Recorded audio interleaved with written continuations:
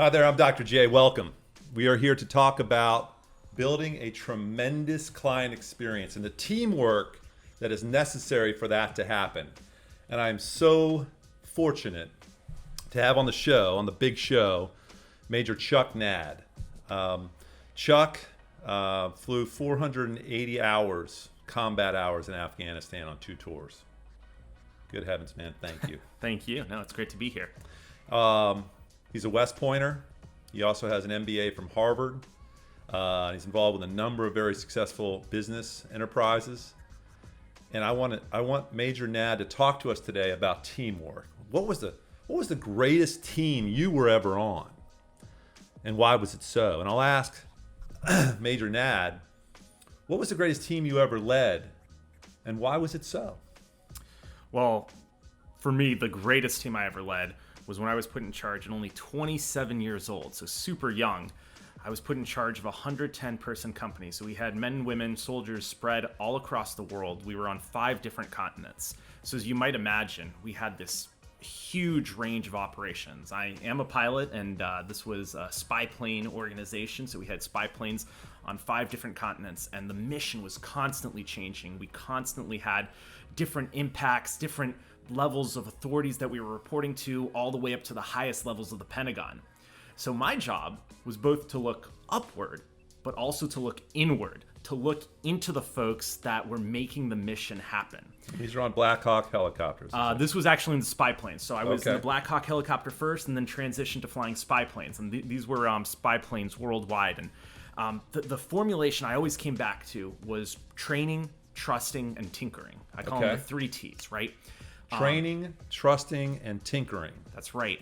Training was all about what do we need to do before we go out the door, before we send that junior soldier, that junior member of the team out. What do we need to do to make sure that they're ready to respond to whatever happens to them? Trusting is probably the most fundamental of the 3, because you have to be able to empower folks when they're out about the world, going on dangerous missions somewhere. You have to be able to know that you can trust them. And that goes back to training. If you have the right training, if you've invested them the right way, whether they're pilots or folks who help the maintenance or who help support the mission, who help collect the intelligence, all of that goes back to the training. So trusting is really the cornerstone of all of this. Okay, and how, I'm gonna interrupt you here. Sure. On trusting, how do we build more trust? So I'm a businessman or woman out there, and I want to build, because we know axiomatically that when trust goes up, output goes up by orders of magnitude. Absolutely. Right? That's right from Stephen M.R. Covey. That's right from your military folks. We've got to build trust. How do we do it, Chuck Nadd? When you think about what trust is, and think about someone that you've really trusted, either a leader or coworker that you've looked to, it comes down to 2 things: caring and competence. Think about a leader that you've had in the past, maybe a parent, maybe somebody that that has had a huge influence on you. I would be willing to bet, John, this probably goes for you too, that there's somebody who really cared about you, cared about the mission, cared about doing things right. But not just cared, but had the competence to be able to do those things right. I think those 2, care and competence, are absolutely a potent combination that help make trust happen in an organization. Okay, so that the takeaway, I want to get really granular here. What does that mean for the organization, Chuck, going forward right now? If I'm listening to this, I'm watching this in Chicago, San Diego, Paris. What do I do right now when I go back to my office to engender, to inspire, to catalyze more trust? What's the specific actions? I think they're twofold. One, you have to have the energy that shows that you care, right? You have to come in with that passion for the thing that you're most excited about in life. Hopefully, one of the things you're most excited about in life is what you do day in and day out when you go into the office. And that needs to show. You can't hold that back. You can't restrain that. I feel like too often in today's world, we're worried about how things will be perceived, about how we might be perceived. I remember as a pretty young captain in charge of a company, Fort Bliss, El Paso, Texas, I would run around on Monday mornings because, everybody comes in a little tired on Monday morning. We have our PT formation, physical training, and so we're getting ready to go on a run or whatever. Everybody's lined up in what we call a people box, a little formation. And what I would do is just run around that group and just yell with full force, full energy. Now, that might not be the right solution for everyone, Right. but they knew I was passionate about that organization. Right. They knew that I really cared about them. Right. And it wasn't just from that, right? That was one manifestation, but how I counseled folks, how I brought people into the office, wanted to learn about them, their lives, and how their work Yeah. came into their larger life. If you understand that bigger picture, then folks really know you care about them. And the military, our missions are so involved that it's almost a little bit easier to do because you have to know your soldiers if you want to be effective. Yeah, so what I'm hearing is you have to have clarity as the leader of the ultimate mission, right? Why are you doing what you're doing? And I want everybody to remain true to themselves. Chuck Nadd has exponential energy. It's off the charts. It's insane. I can't wait to get him out of here. But I'll tell you what, that energy is infectious, right? But he's true to himself, as I've observed him over the years. And he's tremendously successful in business. He's making a major run for a political office. It's exciting. So being true to yourself, right, Chuck Nadd? Being true to yourself, but exemplifying, demonstrating your zeal, your genuine, authentic zeal for the mission is just paramount. Yeah, and I double underscore the word authenticity there, right? Okay. Because you have to go to where you truly feel like you're making an impact, where you can make an impact, what you feel truly passionate about. I had a mentor once who told me, what is the thing that you can do at 3 a.m. when you're completely exhausted, but you're still loving to do it? We all have that one thing that deep down we know we can get really, really passionate about. Right. And if you can find that in your work, if you can somehow bring that into your work, or if best case scenario, that is your work, that's where you really find that authenticity and that it really just engenders trust because people see how truly, deeply passionate you are. Yeah, that's fantastic. I just came back from a meeting with my bank, First Colony Bank in Maitland, Florida. I'm going to give them a plug because teaching client experience, it's so coincidental and ironic that before this recording, I'm over there at First Colony with Ralph, and I'm looking around at this culture, and it's crackling, and there's authenticity there. I perceive sincerity, right? People bringing me a glass of water. We're joking. I got a birthday party coming up. I don't want to turn 54. All this stuff's going on, and we get to the business. Yeah, the business at hand matters. But it's going beyond that business at hand that really is making the meaning and a calling for me to tell a story on camera with Chuck Nadd about First Colony in Maitland with Ralph, right? So we need more of that. Now I want to move on to tinkering. Sure. What the heck does that mean? So tinkering means that you're never satisfied, right? If you have the energy to trust folks, to train, to have the care and competence that it takes to build a great organization, are you going to settle with that? Right. Is that bank in Maitland going to be cool with just how things were in 1995 or, whenever they may have reached their peak otherwise? No, they constantly saw how the world was evolving, how the world was changing. In the example of a military organization, right? Tactics change. You have to do that professional education. You have to constantly think about how you can be doing your job better because the world keeps turning. If you're not turning with it, you get left behind. Right. That's fantastic. I mean, that's a piece that I think is often forgotten because things are rolling well. You're seeing profits. You're having successful missions in the case of the military. So it's easy to want to take a step back and not continue to figure out what you can do better. Yeah, I love that. I'm reminded of the line, when hiring.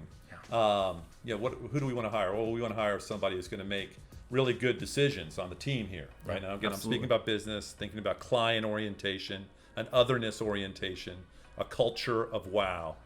All right, we want somebody who's going to make really good decisions. Okay, well, let's unpack that. What does that mean? Well, that means they have a lot of experience. Absolutely. Oh, okay. Well, what does that mean? Well, that means they've made their fair share of bad decisions. Absolutely. Right? That's so true. I'll go to baseball for a minute. When you steal seconds successfully, you learn nothing.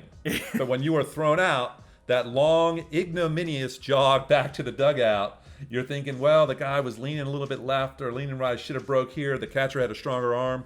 that's when you learn, right? Absolutely. And this is germane to business. Absolutely. I'll tell you a great story that just reminded me of one of my great failures in my time at West Point. So this was in a class with the Department of Military Instruction. So these are the guys who teach you tactics, and keep in mind, you don't know what branch you're going. At that point, I didn't know I was going to be an aviator, so infantry tactics, engineer tactics, all of this. And there was a task that we were given. I remember it was my sophomore year, John. And we had to plan from a little map on an 8.5 by 11 sheet of paper. We had to take a hill. And so there was a couple hills on this sheet and a river in between the two. And you basically had to design with graphics, just like you see in the movies, how you would arrange your forces to be able to take this hill. And I had a great plan, and I had this force here and this defense element, and it was really the best laid plan you could have ever seen. I got back that paper and I got an F on it. Why did I get an F? Because I had taken the wrong of the two hills.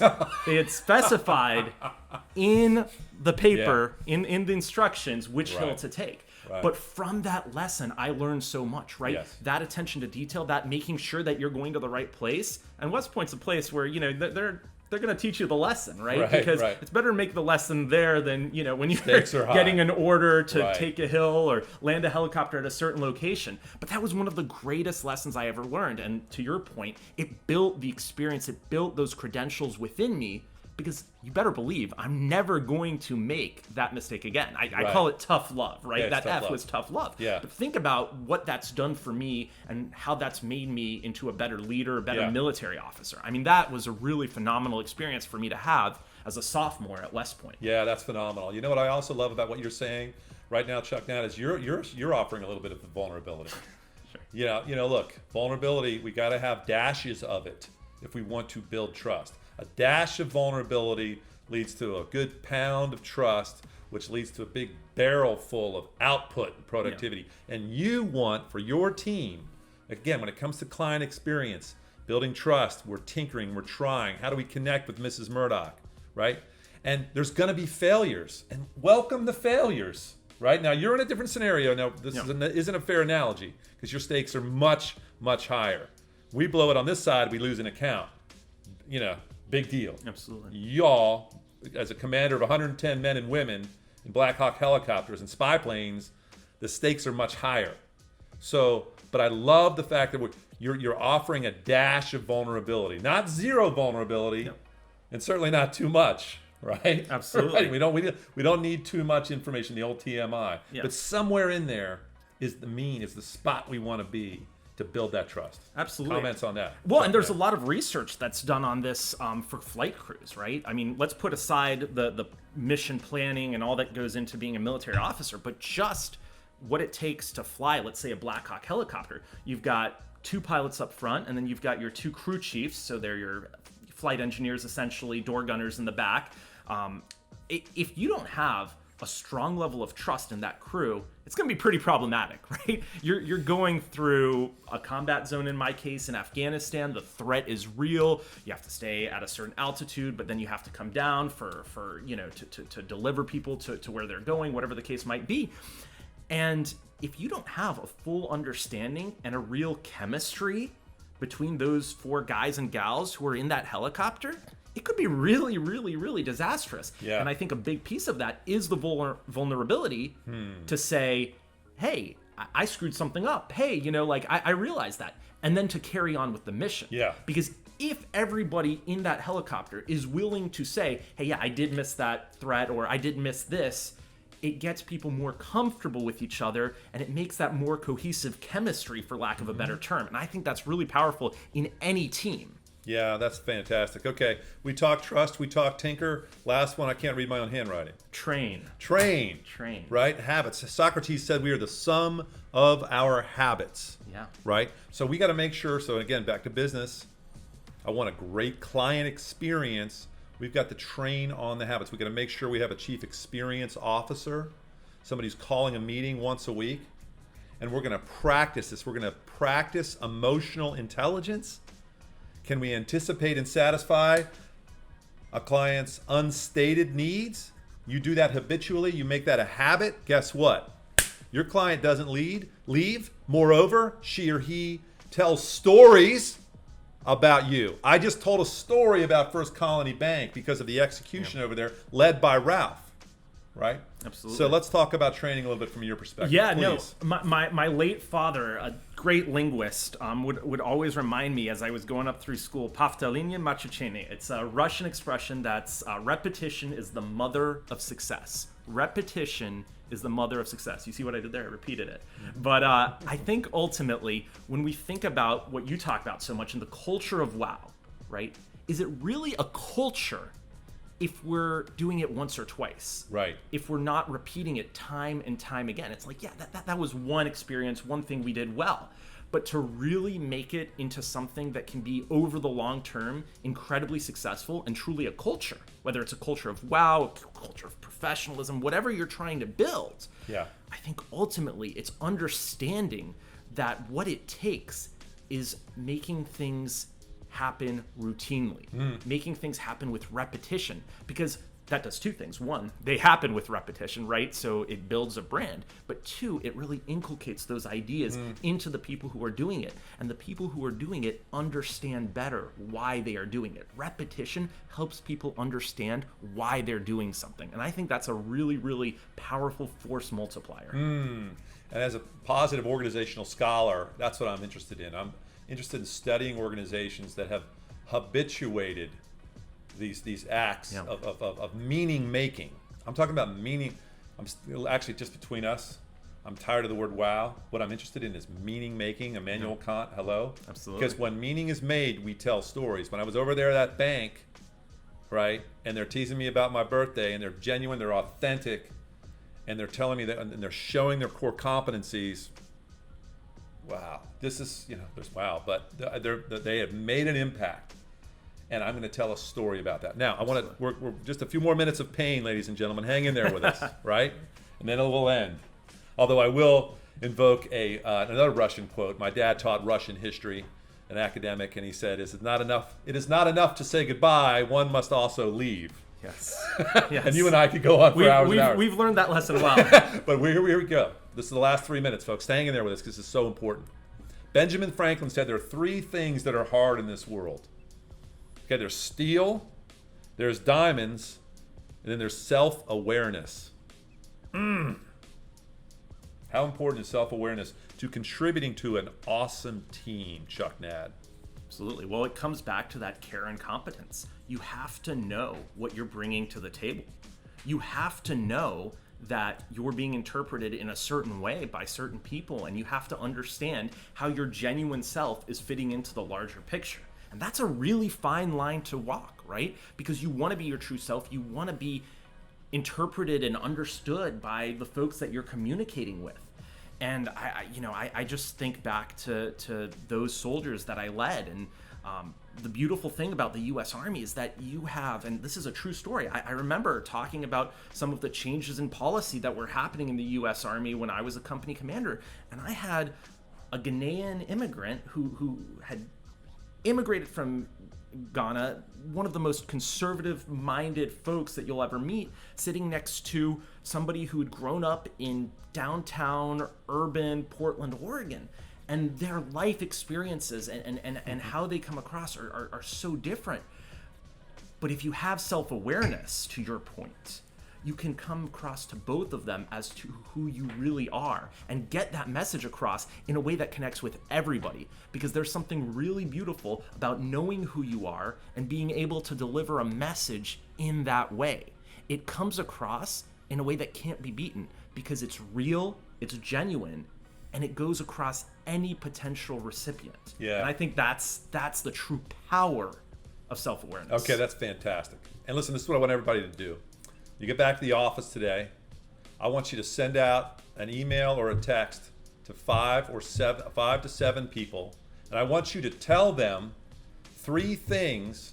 These are people you work with. It can be clients, colleagues, all right? 3 things about yourself that you know they don't know about you. Okay? That's going to catalyze some tremendous conversation that's going to serve to concretize, to make concrete trust and companionship. And don't hold back. And don't hold back. Be as candid as you are comfortable. Also, I want you to ask them what your superpower is and what is your weakness. You want to stare it off? Cornell University has a very powerful study. The most effective executives on this planet are self-aware. They can answer those questions truthfully. They know their strengths and they know their limitations. Absolutely. Do you know yours? Do you know yours? I'm going to leave you with a final word, Chuck Nadd. Sure. And I want you all to vote for Chuck Nadd someday because we need guys like him running this republic. Go ahead. Last words on creating a tremendous client experience and dynamite teamwork. Oh, this has been such a great conversation. Thank you. I think the biggest thing is that you have to start practicing it now, today, right? This isn't something that you build up to. This isn't something that you're going to start in a week or in a month or for your New Year's resolution. This is something you have to start in every interaction you have every day. It's thinking as you are on the way to work, what am I truly? Who am I truly? And then just bringing that to bear. Having that smile on your face if that's who you are, having that energy if that's who you are. But really, you're in this position, you've gotten to this place in your life, in your career, because you truly believe in what you're doing. And if you truly believe in what you're doing, what's stopping you from showing that, from demonstrating that? I think that is the most powerful thing you can do. And if you truly have that self-awareness, that's something you can start doing this second with the next person you look in the eyes. And that's a really, really powerful way I've found to make leadership very practical and accessible to everyone. That's fantastic. And also one little word for my clients in Paris. Go ahead. Bonjour tout le monde à Paris. Thanks a lot, y'all. Hope it was helpful. Bye-bye.